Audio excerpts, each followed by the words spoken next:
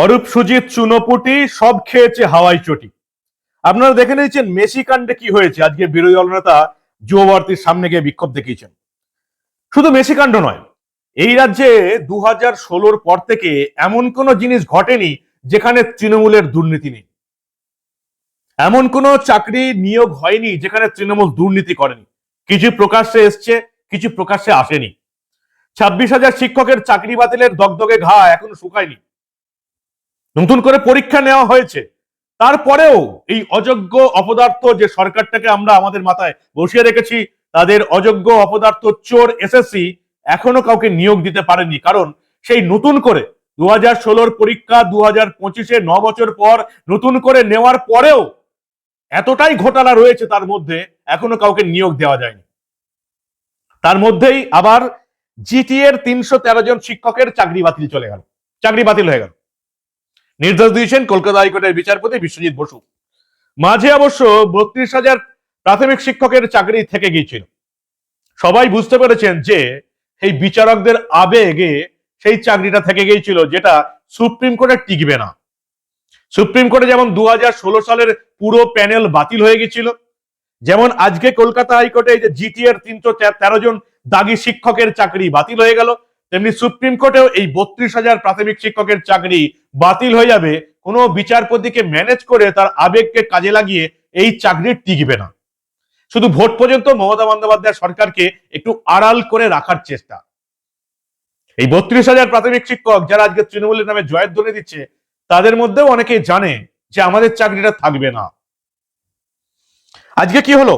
আজকে কলকাতা হাইকোর্টে বিচারপতি বিশ্বজিৎ বসু 313 জন শিক্ষকের চাকরি বাতিল করে দিলেন। বহুদিন থেকেই এটা মামলা চলছিল। এর আগে আপনারা দেখেছেন যে ওই মার্চ এপ্রিল মাসেও এই নিয়ে আদালতে মামলা চলেছে, এবং সেই সময় বিচারপতি বিশ্বজিৎ বসু বলেছিলেন 313 জন শিক্ষকের বেতন বন্ধ করুন। হাইকোর্ট শেষ সুযোগ দিচ্ছে রাজ্যকে, বিচারপতি বিশ্বজিৎ বসু জানিয়ে দিয়েছিলেন।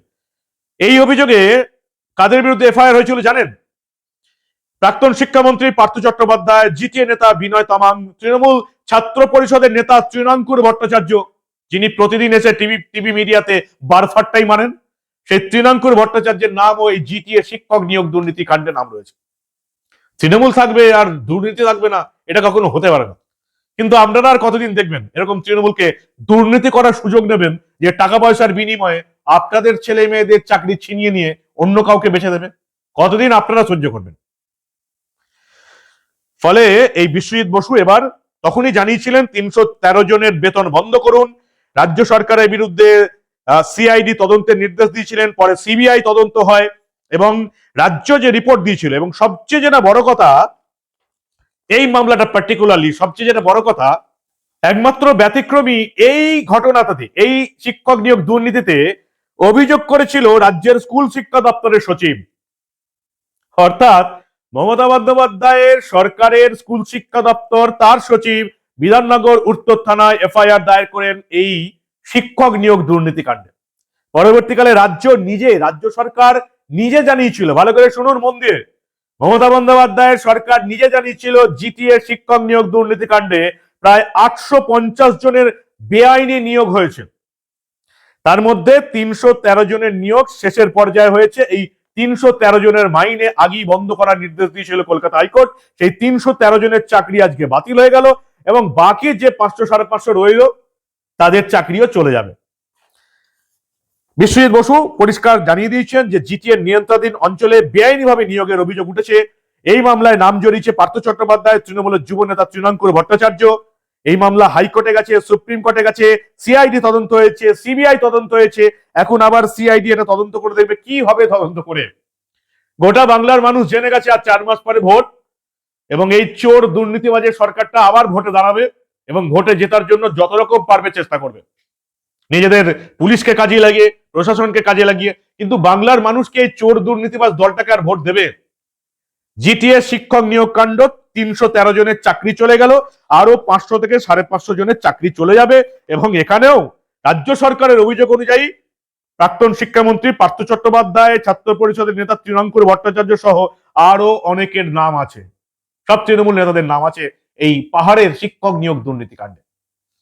2024 সালের 19 এপ্রিল কলকাতা হাইকোর্টের বিচারপতি হরিশ ট্যান্ডন এবং বিচারপতি মধুরেশ প্রসাদের ডিভিশন বেঞ্চ সিবিআই অনুসন্ধানের নির্দেশ বহাল রাখে। যদিও রাজ্য পুলিশ তদন্ত চালিয়ে যেতে পারে বলে ডিভিশন বেঞ্চ নির্দেশ দিয়েছে, আজকে বিচারপতি বিশ্বজিৎ বসু পরিষ্কার জানিয়ে দিয়েছেন সিআইডি তদন্ত চলবে। পাহাড়ে আবার আরো কাণ্ড হয়েছে। যোগ্য অযোগ্যের কোনো পরিকাঠামোই নেই, যে যেমন পেরেছে চাকরি পেয়ে গেছে। মানে 5 পাস 6 পাস পড়াশোনা করেনি, 8 পাস, তারাও শিক্ষকের চাকরি পেয়ে গেছে।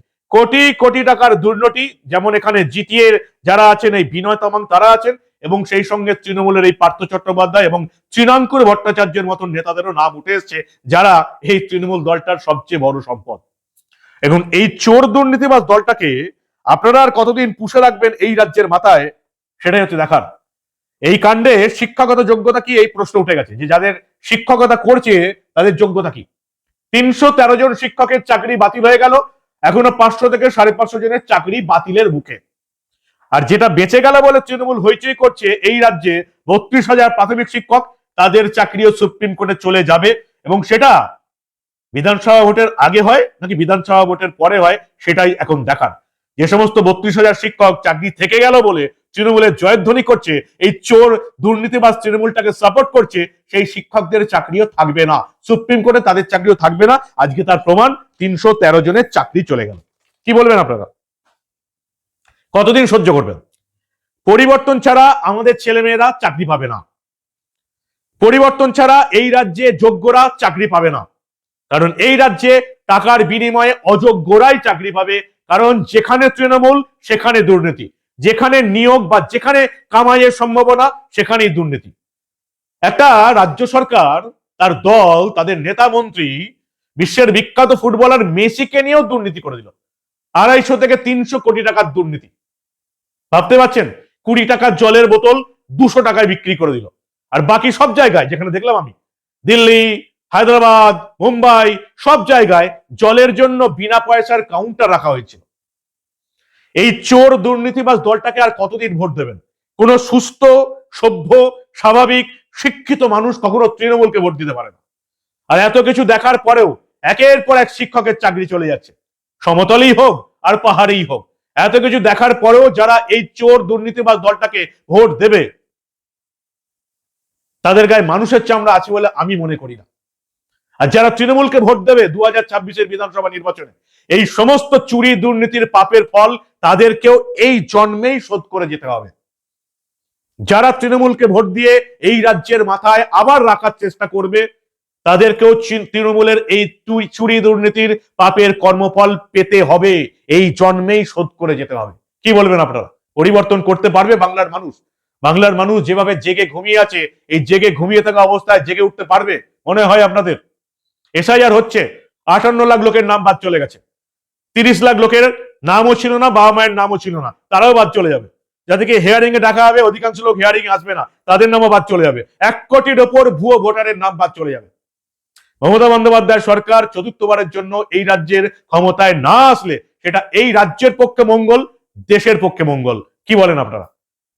আবার চাকরি চলে গেল, 313 জন শিক্ষকের চাকরি চলে গেল। আপনাদের মূল্যবান এবং গুরুত্বপূর্ণ মতামত জানান দা নিউজ বাংলার কমেন্ট সেকশনে। দেখতে থাকুন দা নিউজ বাংলা। আমরা রাজ্যে ঘটে যাওয়া এই ধরনের কোন চুরি দুর্নীতির ঘটনা চেপে রাখতে দেব না।